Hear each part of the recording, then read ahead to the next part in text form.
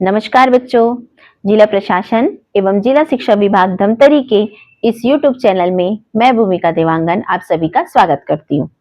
जैसा कि पिछले अध्यायों में हमने देखा, इकाई 1 बीज गणित के हम कुछ महत्वपूर्ण अध्याय जिसमें से अंक 2 के प्रश्न पूछे जाने हैं, उस पर हमने अपना ध्यान लगाया और निरंतर प्रयास करते रह रहे हैं कि हम अगर उस प्रश्न को हमारे सामने परीक्षा में प्रश्न आते हैं तो हमको कैसे उसे हल करना है। इसी क्रम में हम आगे बढ़ते हैं। इकाई 1 ही है, इकाई 1 बीजगणित का एक अगला अध्याय है अनुपात और समानुपात। इस अध्याय से भी कुछ ऐसे प्रश्न हैं जो 2 नंबर के में संभावित हैं, पूछने की संभावना उनकी बनी होती है।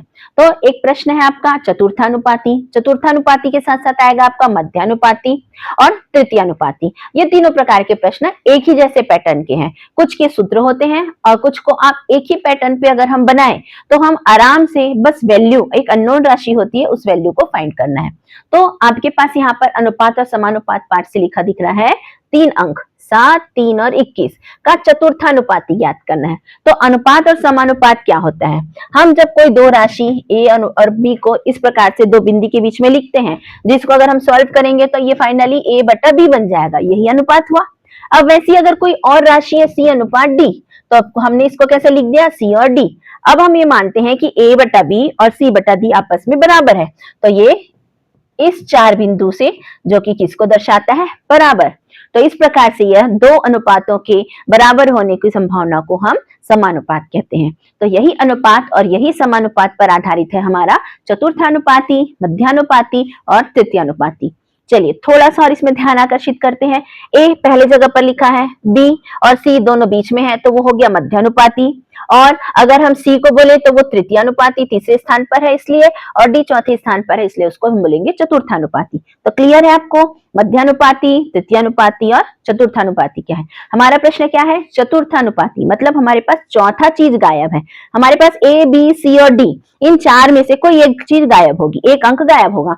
तो 7 हो गया ए, 3 हो गया बी, 21 हो गया सी। कौन गायब है? डी, चतुर्थानुपाती। तो हम इसको प्रश्न में लिख लेते हैं 7 अनुपात 3 अनुपात 3 समानुपात 21 अनुपात x। ये लिखा ना हमने, तो अब हमको बताना पड़ेगा x क्या है। तो इसको लिखने से पहले हम ये बोलते हैं जो पूछा है चतुर्थानुपाती, तो हम लिख रहे हैं माना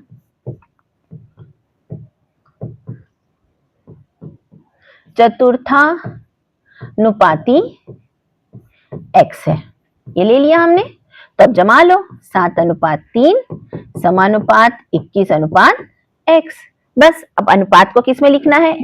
अनुपात के चिन्ह को बटा में, ये अनुपात के चिन्ह को बटा में और समानुपात के चिन्ह को बराबर, ये आपने लिख लिया। अब देखिए यहाँ पे चौथा गायब है, हो सकता है तृतीय अनुपाती में 21 गायब होता तो वहां x लिखा था, यहाँ कोई राशि होती, यहाँ पर भी अंक 3 गायब होता, x होता तो वही राशि होती। तो इस प्रकार से हम इसी फंडे पर हम कोई भी अननोन राशि को फाइंड कर सकते हैं। अब यहाँ पर हमको क्या करना है? यहाँ पर तिर्यक गुणा करना है। तिर्यक गुणा किए तो 7 का गुणा हो गया x के साथ और 21 का गुणा हो गया 3 के साथ।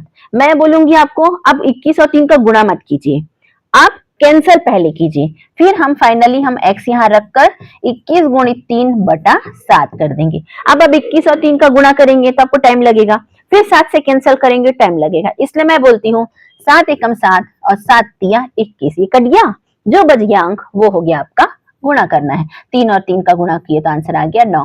तो इस प्रकार से आपने x को क्या लिखा हुआ था?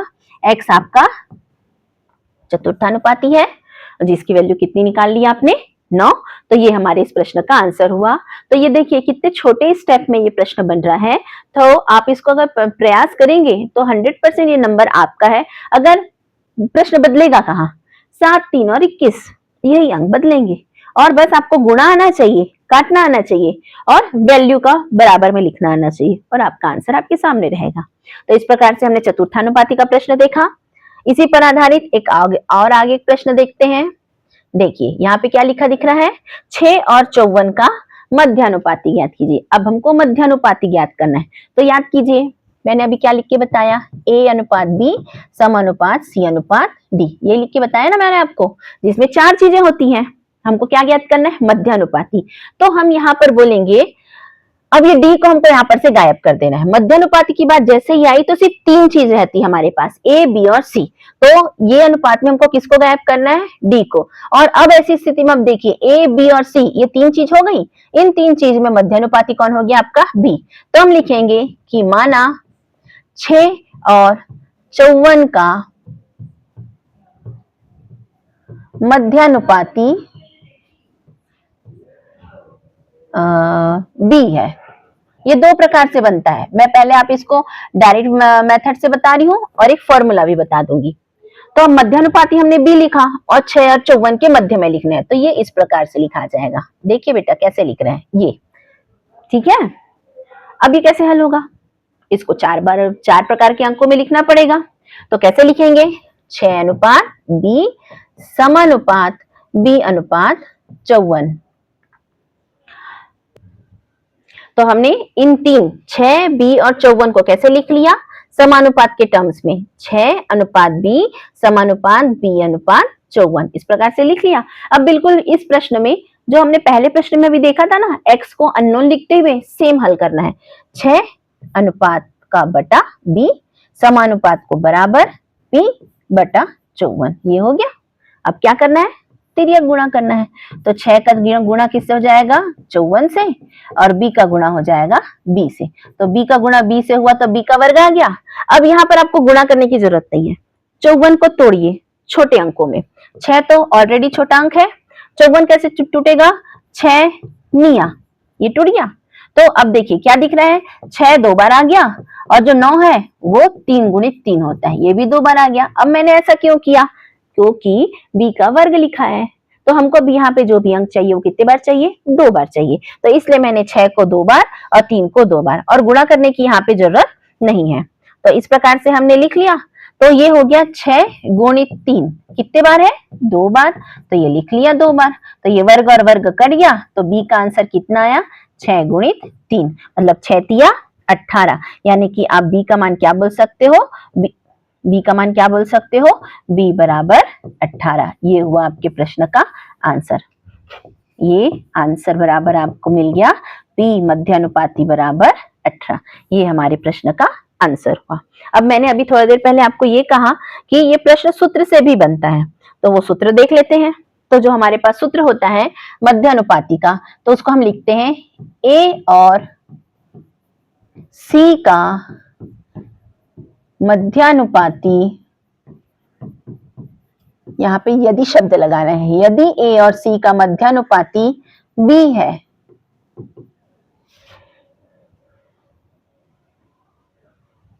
तब सूत्र होगा b का वर्ग बराबर ac, या इसको और दूसरे रूप में लिख सकते हैं b बराबर वर्गमूल a और c। a और c कौन है? जो प्रश्न में दिया है 6 और 54।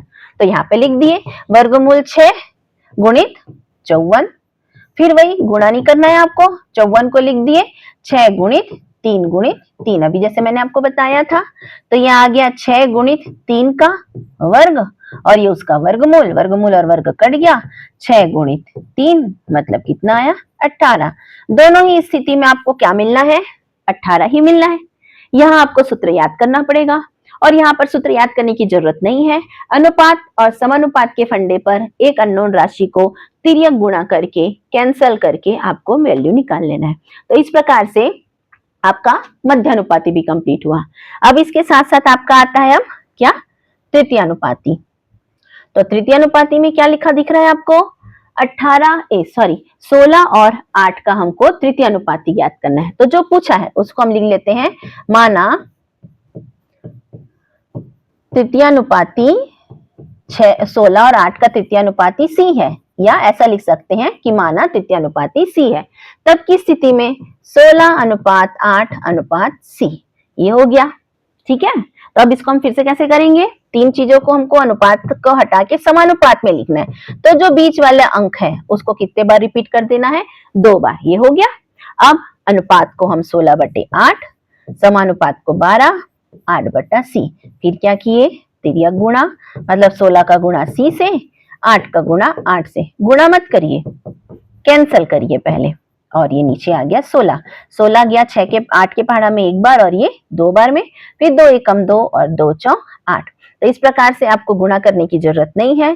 कैंसलेशन लॉ से C का मान आपको कितना मिल गया, 4, जो कि हमारे प्रश्न का क्या है, आंसर है। तो इस प्रकार से हमने क्या देखा, पहले प्रश्न में हमने चतुर्थानुपाती जिसको हमने x मान की बनाया था, दूसरे प्रश्न में हमने मध्यानुपाती b को अननोन राशि मान की बनाया था, जिसके दो तरीके हैं, एक नॉर्मल इसी मेथड से बनाने का या फिर एक सूत्र विधि से, और तीसरा हमने देखा तृतीयानुपाती जिसमें हमने उसको c के रूप में अननोन रखते हुए इस प्रकार से हमने सॉल्व किया है। तो ये तीनों चीज जो है वो एक ही फंडे पर काम करता है। बस हमको ये याद रखना है शब्दों को, चतुर्थानुपाती, मध्यानुपाती या फिर तृतीयानुपाती होता क्या है। तो चीज 4 है, A, B, C और D। D चौथा चतुर्थानुपाती, C तीसरा तृतीयानुपाती, और मध्यानुपाती के केस में D गायब हो जाता है, B को मध्यानुपाती बोलते हैं। तो इस प्रकार से आपने देखा कि समांतर की अनुपात और समानुपात पाठ में 2 अंक के कौन से प्रश्न बनते हैं। आप इस प्रश्नों का निरंतर अभ्यास करिए, ईमानदारी से अभ्यास करिए, और अगर ये प्रश्न आपको परीक्षा में आता है तो आप निरंतर अभ्यास के तहत उन अंकों को प्राप्त कर लेंगे जो इन प्रश्नों पर आधारित है। इसी प्रकार बने रहिए, तब तक के लिए अलविदा बच्चों। Okay, thank you.